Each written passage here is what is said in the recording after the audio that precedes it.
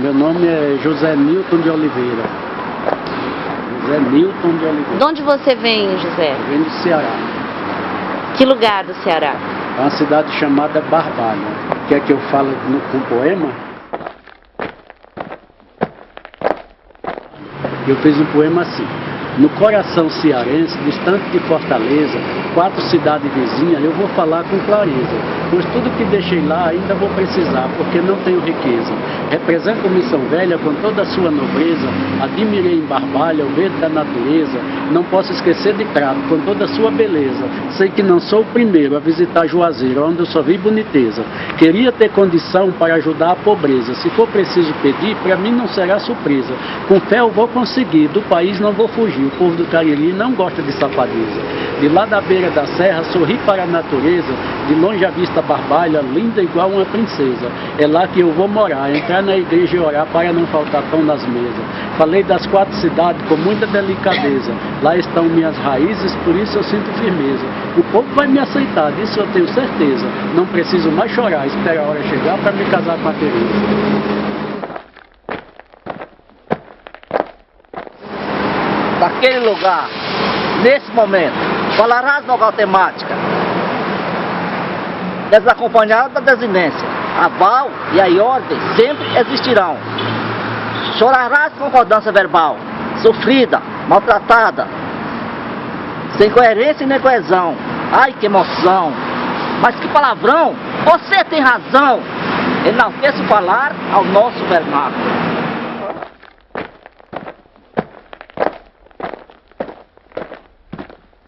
Essa ideia de errância, né? Ou seja, de você não ter algo pré-estabelecido, pré-formalizado, dentro do qual você se direciona, né, para um resultado, isso de alguma maneira sempre fez parte do teatro que eu vivi, que eu pratico. Mas hoje,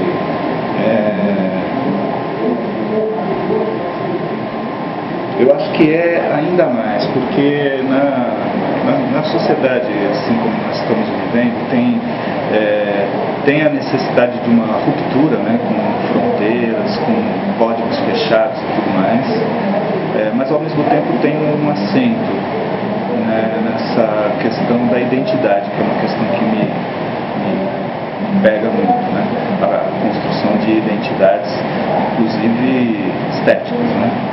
Eu acho que diante disso e diante dessa realidade que a gente vive hoje no teatro, todas essas afirmações e tudo mais, eu estou mais nesse estado de errância como postura, né, no sentido de permitir, né, ir nas direções da necessidade da criação.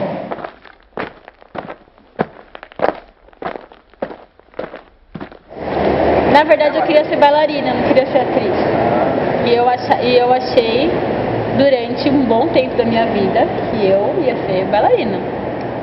Era o meu destino. E eu me esforçava muito, assim, queria muito.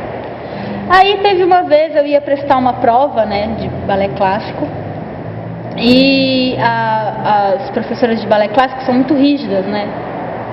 Só que eu estava fazendo um ensaio e eu não lembro se tocou o celular dela ou o que foi que desviou a atenção dela. A música começou e eu comecei a dançar. E nisso tinha uma colega assistindo, que era meio que a primeira bailarina, assim, vendo, mas era uma pessoa muito simples, muito humilde. E eu comecei a dançar, sentindo muito, assim, o que estava acontecendo, a música e tal. Aí a bailarina olhou assim, tipo, nunca tinha me visto dançar bem, né? Pela primeira vez estava vendo dela, chamou assim A professora. A professora, aí quando a professora olhou, acabou. Aí a professora, não, faz de novo. A Clarice falou que tava bom, eu vou colocar de novo que eu quero ver. Sumiu. Já não tinha mais nada, já não tinha mais um sentimento, já não tinha nenhuma intenção. Aí eu fiquei meio assim, né, sem saber o que falar. Aí a menina falou, não, mas... Aí a professora olhou assim, tipo, você tá parando pra me mostrar isso, né? Aí a menina falou, não, mas não era isso, não era isso. E era a mesma coreografia, exatamente a mesma coreografia. Aí nesse dia eu descobri que eu era atriz, que eu não era bailarina, que meu negócio era fingir que eu era bailarina, porque eu queria muito ser bailarina, mas o que eu sabia fazer era fingir ser bailarina, então que eu era atriz, sendo bailarina. Eu era bailarina do Cisne Negro, da Companhia de Dança Cisne Negro, e eu comecei ele começou a se movimentar, o Vasco Elenkamp, e eu não entendia muito bem como ele estava se movimentando, mas eu não queria mostrar para ele que eu não entendia, então eu resolvi me movimentar, e ali eu me movimentava do jeito que eu entendia que ele estava se movimentando. E aí ele virou para mim e falou assim: ai, Cláudia, você não faz nada do que eu peço, mas eu adoro. Posso ser sincera do fundo do meu coração, filha? Por favor. Eu casei com um homem que ele parecia Tiago Lacerda. Todo mundo falou: como é que eu vou gostar dessa neguinha feia, preta, cabelo ruim e tudo desse jeito? E esse homem lindo, lindo, esse homem me apaixonou por mim de uma tal maneira que quando eu tinha 19 para 20 anos, nós conhecemos 6 meses. 6 meses namoramos, noivamos e me casei. Meu pai, isso não vai dar certo. E fiquei casada há 45 anos com esse marido, ele morreu agora, um desastre. Mas não casei pelo amor, casei pela beleza dele, acredite se quiser, e tive 8 filhos, 3 partos. Ele me olhava e eu era muito magrela, era bem, bem elegantinha, não tinha peito. Ele me mandou um bilhete, que estava namorando, paquerando, na época não era paquerar, mas estava namorando uma menina que era da minha rua, quase deu um infarto, queria morrer. Aí que eu não estudei mesmo mais, eu queria acabar com o livro, acabar com a escola, acabar com tudo. 12 para 13 anos. Ele me mandou um bilhete dizendo isso, o que é que eu fiz com o bilhete? Para ele pensar que eu já estava bem adulta, eu botei 2 limões no seio, dentro da bolsa. Botei 2 limãozinhos aqui assim, porque eu ia me arrumar para ir para a igreja. Já queria que ele achasse que a outra tinha, eu não tinha. Esse que era o problema pior é esse. Nisso que eu coloquei o bilhete aqui dentro, o bilhete rodou, o limão e tudo, e minha mãe viu. Trabalho com cultura árabe já há algum tempo e procuro fazer uma aproximação, né, da realidade brasileira. Esse é um trabalho que eu desenvolvo há alguns anos. Contar uma história que não tem fim, né? Eu acho que isso é um pouco vocacional, que ele nunca tem um fim.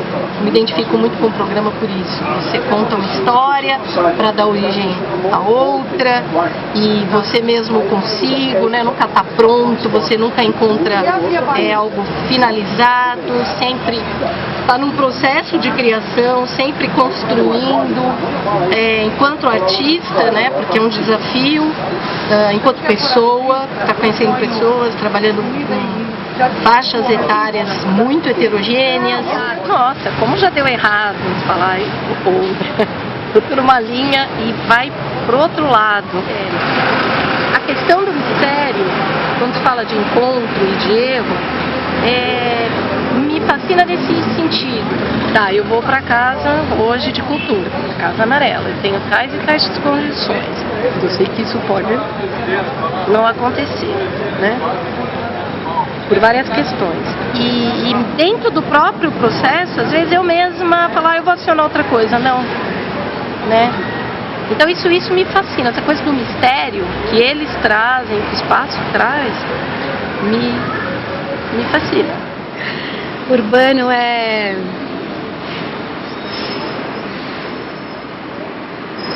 são as respostas vagas, quando elas aparecem ainda, as dúvidas são muito urbanas para mim.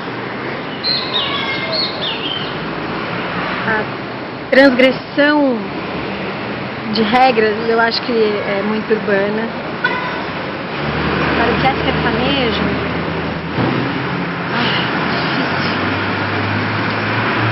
sertanejo é o que está no osso. Sertanejo é o que está na camada mais profunda,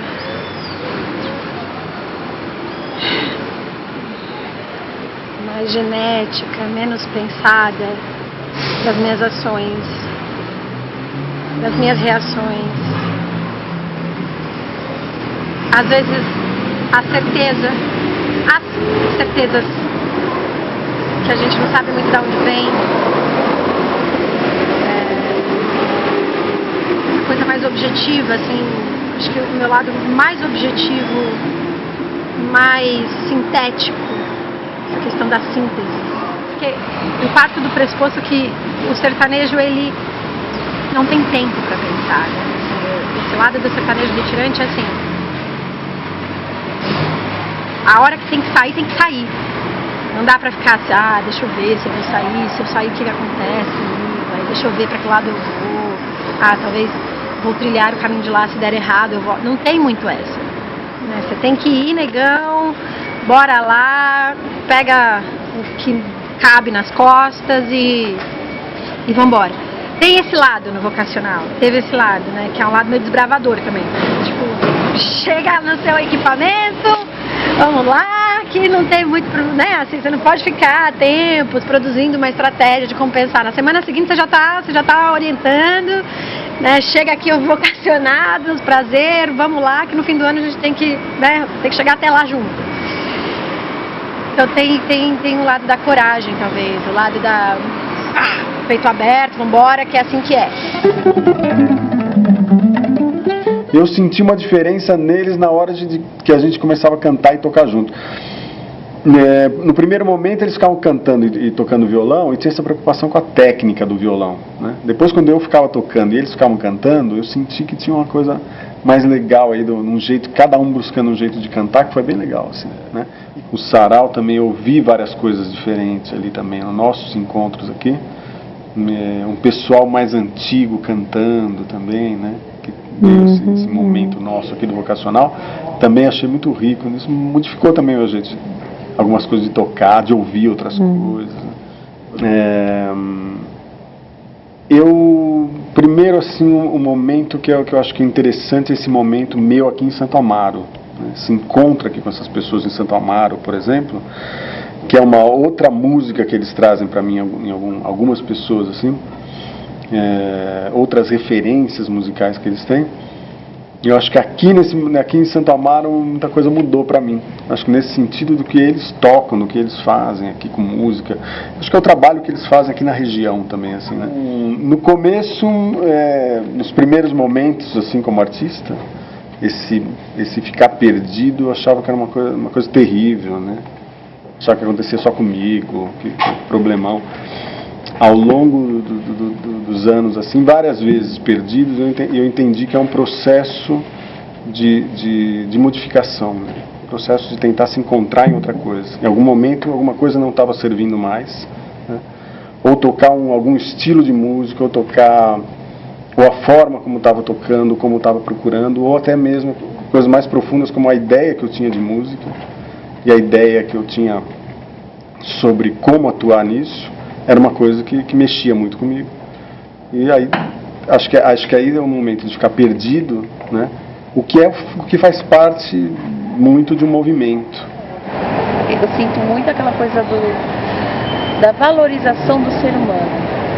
Eu acho que a arte tem que estar a favor do ser humano, não o ser humano a favor da arte. Assim, eu sempre gostei muito da arte popular.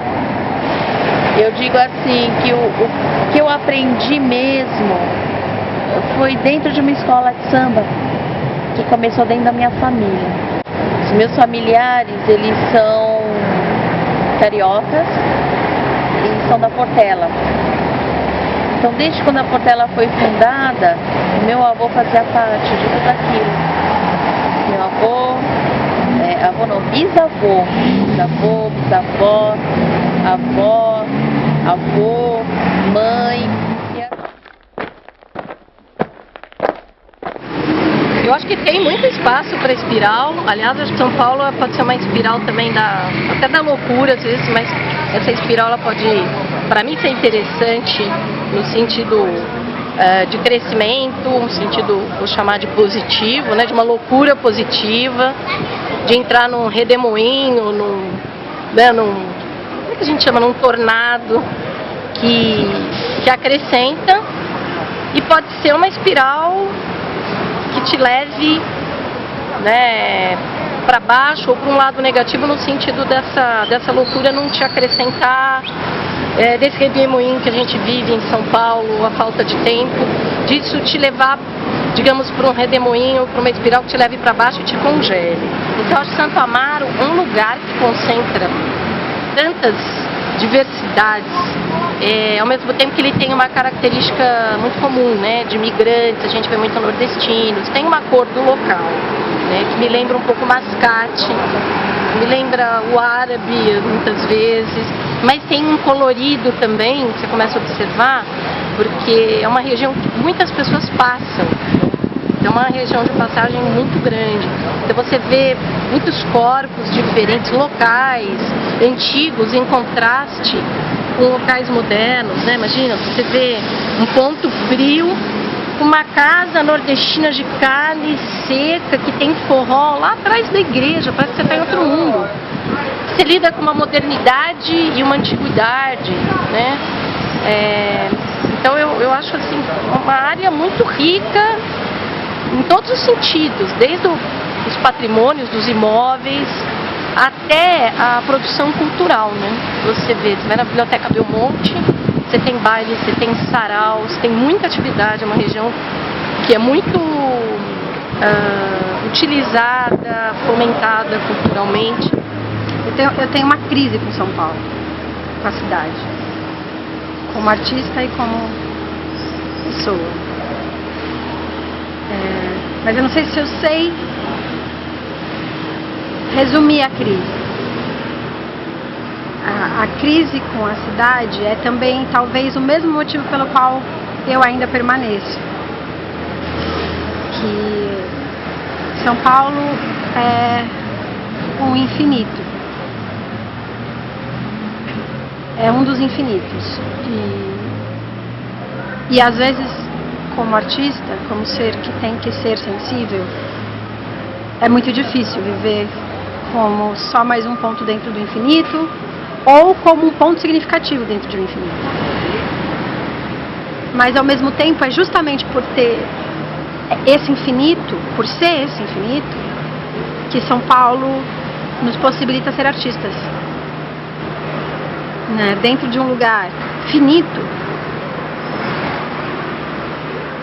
provavelmente não existiria o vocacional, provavelmente não existiria a possibilidade de sobrevivência financeira, de sobrevivência de construção sensível, de sobrevivência de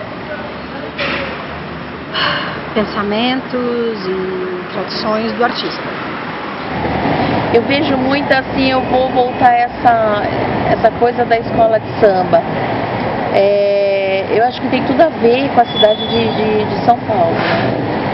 As pessoas falam muito do Rio de Janeiro, o Carnaval do Rio, mas eu acho que em São Paulo, essas festas populares é uma coisa que tem muita ligação com o meu trabalho, que acontece na rua. Eu fico muito quieta, mas dentro de mim não está quieto. Está olhando, está vendo, está ouvindo, está sentindo o tempo todo. É plantas, são animais, é chão, é concreto, é tudo. Eu tento ver uma beleza em tudo que eu estou vendo. Seja mesmo numa coisa que as pessoas acham que é feio, ali, para mim sempre tem uma beleza.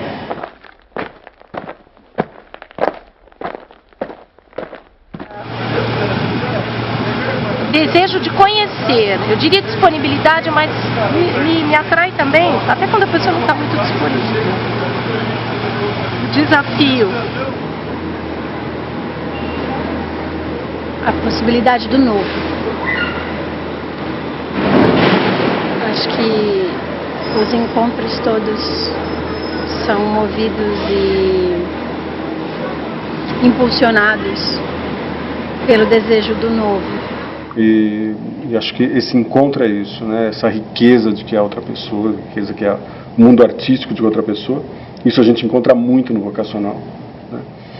E de que há muito tempo já encaro dessa forma, né? Da riqueza de estar olhando a pessoa que chega, mesmo ela não tem uma formação técnica, né? Conhece muitas vezes o universo dela musical, não é muito vasto.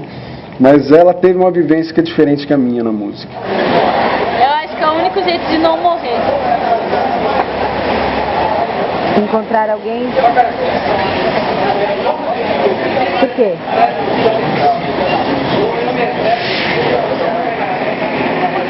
Agora você vai japonês. Teve uma vez que eu estava fazendo uma aula e um professor chamou a atenção para uma fala de uma oração, que eu não sou muito religiosa, não me lembro exatamente, mas tem uma fala do Pai Nosso que fala que Deus, o Senhor seja louvado, Ele está no meio de nós. Eu me interesso muito por religião, não porque eu seja religiosa, porque eu sou ateia, mas porque é uma coisa que envolve as pessoas, né? E aí esse professor falava que Ele está no meio de nós, não é que Jesus está aí disfarçado no meio de nós, aí no boteco, na praça. Ele é o que está no meio de nós. Não sou eu, não é você que está no meio. Encontro pra você é isso? É o que está no meio de nós. Mas é que liberdade mesmo é um termo muito deturpado, né? Quando começou o capitalismo, e começou com esses negócios de a minha cerca, a minha propriedade, segurança ficou muito famosa por aquele ditado, né? A minha liberdade começa quando termina do outro. Mas isso é um termo de propriedade privada. Foi criado, acho que se não me engano, na Inglaterra, quando você começou assim, a demarcar as propriedades privadas, né? Ó, a minha propriedade até aqui, depois de lá é a sua, tá bom?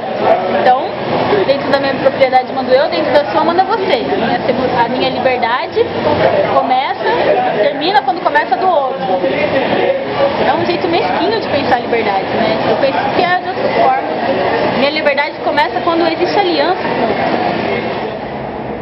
Sempre que as coisas dão errado na minha vida, abre-se uma janela que conserta, entendeu? Eu crio assim, eu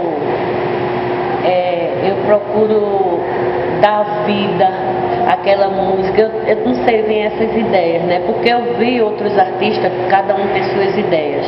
Então eu queria achar músicas de Vicente Celestino, que eu gostava muito dele. Aí eu peguei o notebook, né, e fui procurando as músicas, e eu comecei cantando. Só que eu queria cantar assim, tornei, sabe, com aquela voz dele, né? Aí eu tentava e não dava, sabe, aquilo, não dava, minha voz não dava para cantar assim, tornei meu ébrio na bebida. Aí nossa, me deu uma tristeza, eu fechei o notebook na minha casa, que eu tava morando numa casa bem pobre, sabe, bem pobrezinha, assim, 4 cômodos, super apertada. Agora eu tô numa maiorzinha, né? Aí nossa, que tristeza me deu, parece que eu tinha apagado uma luz assim dentro de mim. Aí apareceu a foto dele assim, né, e eu assim, triste, né, aí apareceu a figura dele aqui assim, né, eu aqui, tô aqui, mas eu tô vendo ela aqui. Aí ele falou assim, experimente com sua voz mesmo, né. Aí eu pensando, eu não liguei para aquela foto aqui, né, mas eu disse, é mesmo. Aí acendeu tudo assim dentro de mim, uma luz, sabe? Aí eu disse, é mesmo? Pô, posso cantar com a minha voz mesmo. Aí eu, tornei-me um ébrio, né? Aí eu cantei, e a foto aqui, entendeu? E eu cantei, feliz, como se tivesse acendido uma luz dentro de mim, como se a ideia tivesse sido minha. Aí quando eu cantei, aí eu disse, peraí, essa foto falou comigo.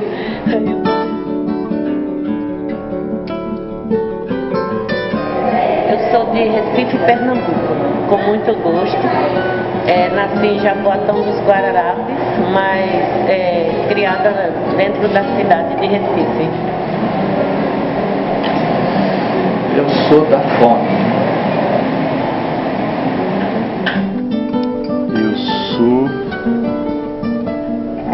Eu sou da terra do nunca.